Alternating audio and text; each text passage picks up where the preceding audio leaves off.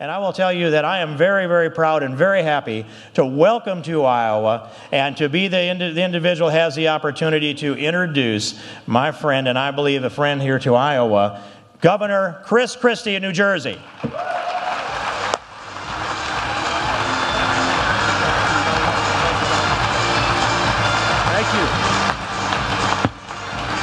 Thank you.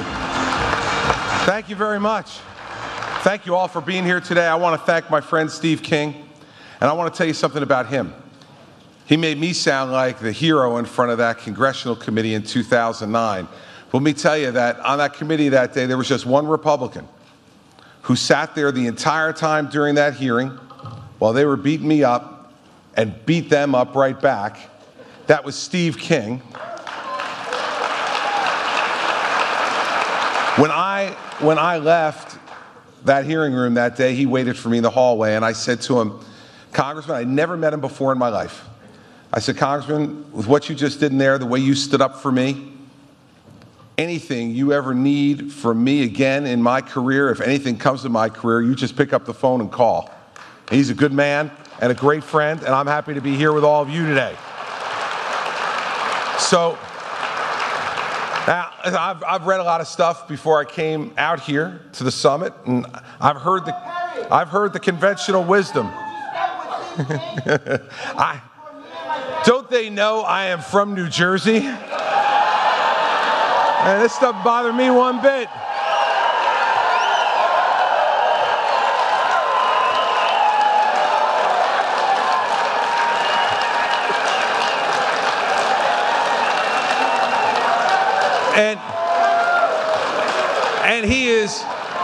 And he is wonderful transition for me, because I have heard and read the conventional wisdom that somehow a guy from New Jersey would not be welcomed or understood at the Iowa Freedom Summit. That somehow I'm too loud, that I'm too blunt, and I'm too direct. But let me say this.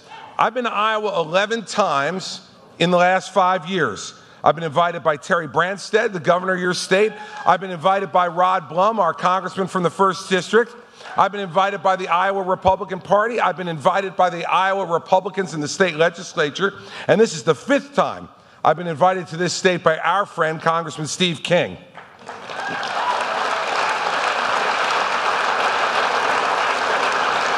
Now let me ask you this. If I was too blunt, too direct, too loud, and too New Jersey for Iowa, then why do you people keep inviting me back? And even more importantly, if the values I'm fighting for every day in New Jersey and all across this country are not consistent with your values, then why would I keep coming back? I wouldn't. I do, because our values are consistent and we're fighting together to make this a better country. We know what this is about. This is just the conventional wisdom from Washington, D.C. that thinks we aren't friends. It's the conventional wisdom from Washington, D.C. that argues that a conservative Republican governor from New Jersey can't possibly share the same values with conservative Republicans here in Iowa. They were wrong every time they've said it over the last 5 years, and from your welcome today, they're wrong again today.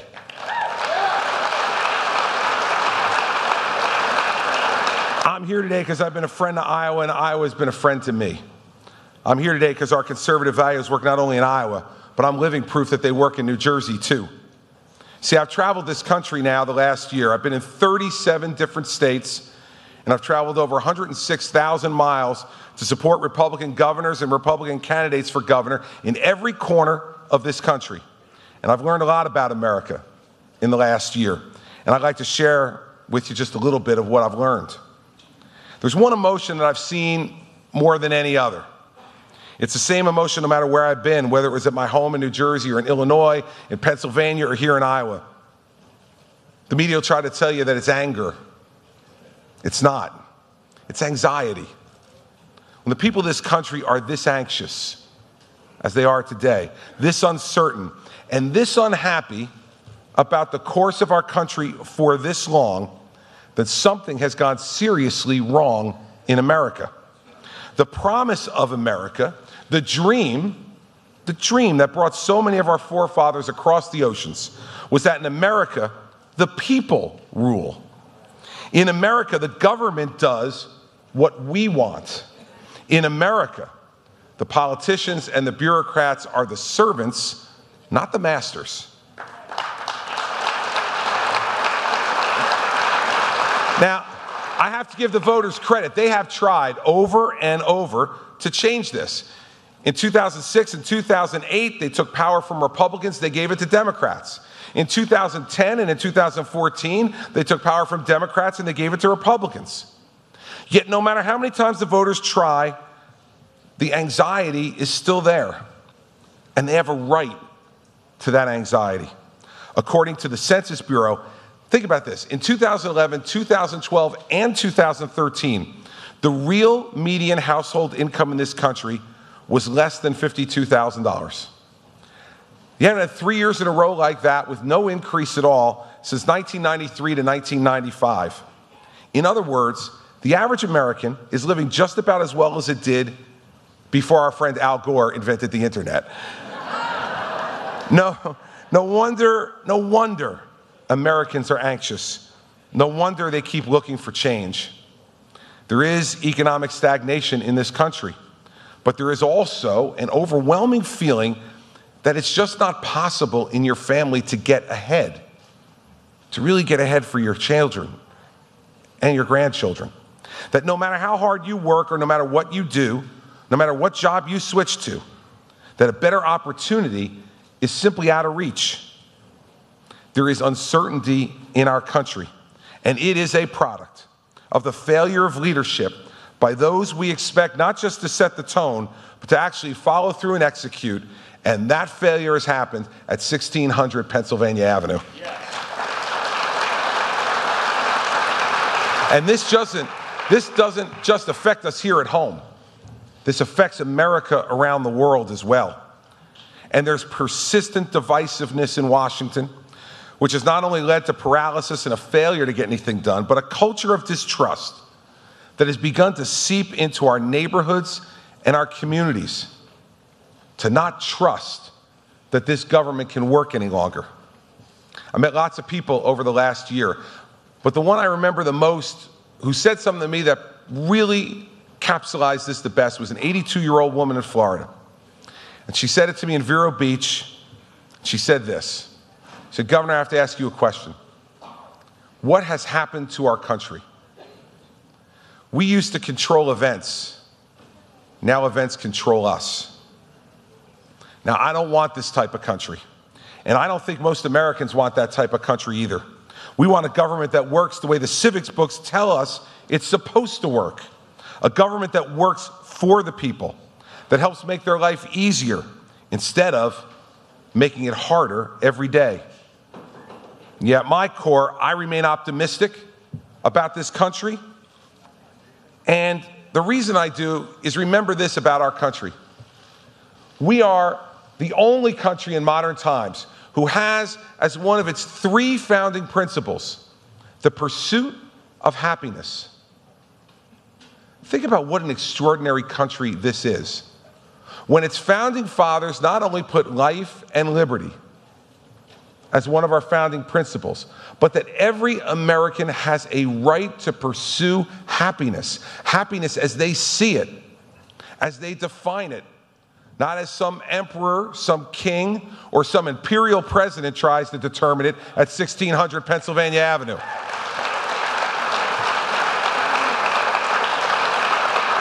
So we're not here just to diagnose the problems. We all know what the problems are. The question is, how do we create that America again?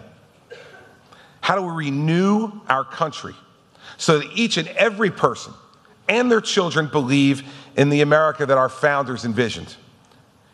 Well, let me say this. You don't do it by pandering, and you don't do it by telling people what they want to hear. You do it by telling people the truth. I know this because we did it in New Jersey. When I first became governor, the establishment in Trenton said it was impossible to stand up to the teachers' union to demand they pay their fair share. Those same people said that it was impossible for a Republican governor to bring a Democratic legislature to the table to really reform pensions and benefits across the public sector.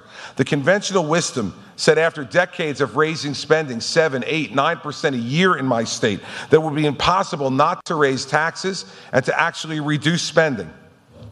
And those same believers of the conventional wisdom and the talking heads that says this is the way it's always been done, said we would never pass tenure reform where bad teachers could be fired and great teachers could get merit pay.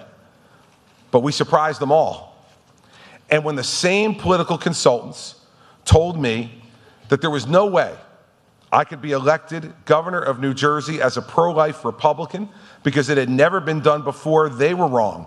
Because the people of New Jersey could see the sincerity of my beliefs on that issue.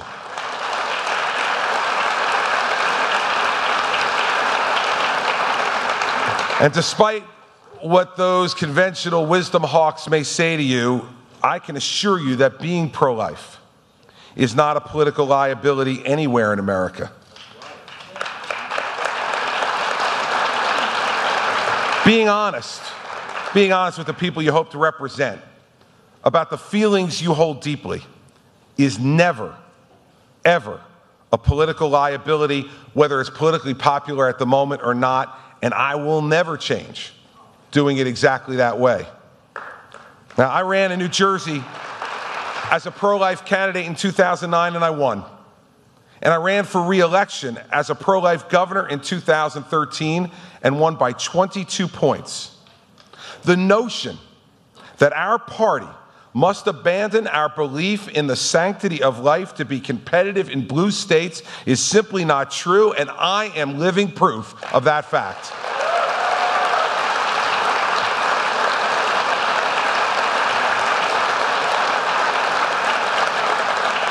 You see, I do believe that every life is an individual gift from God, that no life is disposable. And I want to suggest to all of you that truly being pro-life is not just being pro-life when that life is in the womb. See, truly being pro-life is being pro-life for the entire period that God gives that life. And so that's why in New Jersey, we have said that those who fall victim to the scourge of drug addiction, that those lives are valuable too. And whether or not you're a teenager or a young adult, drug addicted, lying on the floor of a prison cell, your life is no less precious, and you do not deserve any less a second chance at reclaiming your life. We need to make sure that every life is treated with the love that God created it with. We need, as a pro-life movement, to not just be talking about those first 9 months, but about every month that life exists on the earth that God's given us. And we'll continue to fight that way. And all these people who say the voters don't respond to that, they're wrong. I got 61% of the vote for re-election, won 51% of Hispanic voters, and 22% of African American voters, 67% of independent voters, and 54% of women. If you read the conventional wisdom, they'd say there's no way that somebody who holds those principles would get those votes. They're wrong when they say it, and we're going to prove them wrong again and again and again by standing up for what we believe in. See, for too long, Republicans have tried to squeeze out victories by running strong in red states and trying to pick up a few extra votes in places like Ohio and Florida. If our conservatism is really going to succeed, it must be able to defend itself in every part of this country. There are Americans, I know this, in every state who share our goals, who want to work with us, and we should be appealing to all of them. You see, if we're going to really truly restore and renew this country and its promise, we need a coalition that covers all parts of the country, all ethnicities, a coalition that is comprised at its core of our proud, yet underserved and underrepresented working class in this country. See, the rich are doing fine. That's great. We don't demonize the wealthy, as so many folks in the Democratic Party do, but nor should we cater to the wealthy at the expense of our middle-income workers and the working poor, who are the backbone of every American community. Every domestic policy we advance, every decision we make, should be focused on making their lives better, renewing their future, renewing their faith, their belief in this country. Because when we talk about our values and our ideas, people respond. I've seen it all over the country. It's a belief that it's our job and the job of the government to give the people an opportunity to succeed, not to stand in their way, an opportunity. A belief that what works best is a government that understands the value of that opportunity and people's desire for it over the crippling diminishment of the entitlement state. A belief that celebrates the greatness of American ideals and principles, not one that constrains Americans' aspirations. That if you have the will and you have the drive to seek a better life, we'll help you, not get in your way.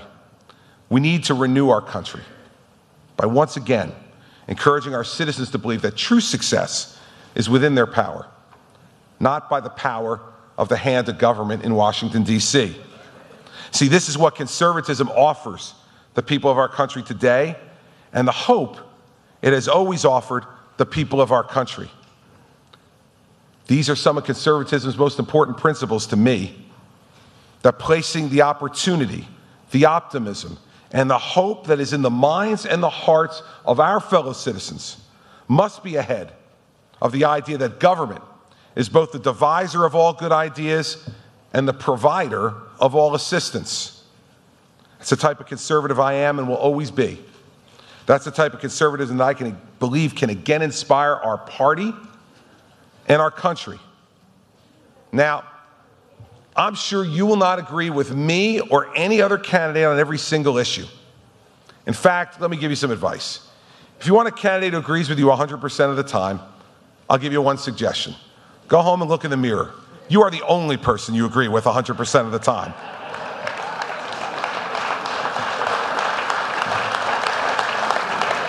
And any of us who are married know for sure that's true. And more importantly, if that's the standard we hold each other to as a party, we will never win another national election, ever. I can tell you that you'll always know who I am. You'll always know what I believe, and you'll always know where I stand. As much as anything else, what we lack in America today is a national leader who we feel we truly know. A national leader who will tell you who he or she is, where they're from, and how they've come to believe the things that they believe in. And so you need to let people know who you are. And so we'll go back to where we started, the direct, blunt New Jersey stuff, right? Where'd that come from? I have an Irish father, and I had a Sicilian mother. Which means at a very young age, I got very good at conflict resolution. Now, my father, who is, I know, sitting at home today watching this, doesn't like this part of when I talk, but I have to say it's the truth. In the automobile of life, my mother was the driver, my father was the passenger. She was a strong, tough woman from a single mom who from 11 years old helped to raise her two younger siblings, and who would tell us all the time, Chris, be yourself, because then tomorrow you don't have to try to remember who you pretended to be yesterday.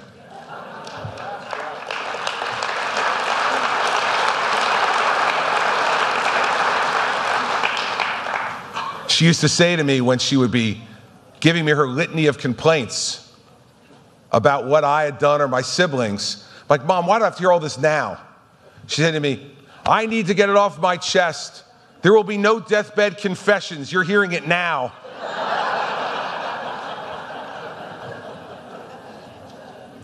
I talk about her in the past tense because I lost my mom a little over 10 years ago.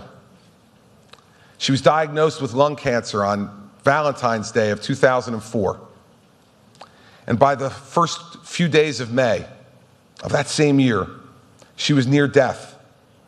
And I was away on business in California. My younger brother called me and asked me, he said, "You need to get home.